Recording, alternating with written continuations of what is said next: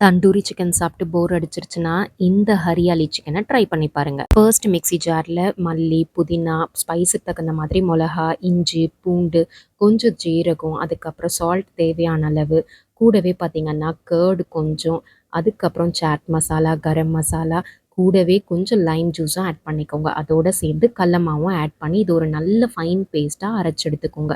இந்த பேஸ்ட்டை வந்து சிக்கனோட ஆட் பண்ணி கொஞ்சமாக ஆயில் விட்டு நல்லா மேரினேட் பண்ணி ஒரு 1 மணி நேரத்துக்கு ரெஸ்ட் பண்ணி விட்டுருங்க. குறைஞ்சது 1 மணி நேரமாவது மேரினேட் பண்ணணுங்க.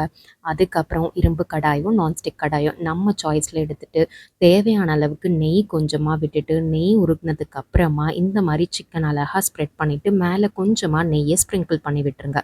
லோ ஃப்ளேமில் வச்சு ஒரு 10 மினிட்ஸ் போல் குக் பண்ணிவிட்டு ஓரளவுக்கு குக் ஆனதுக்கப்புறமா திருப்பி விட்டுருங்க.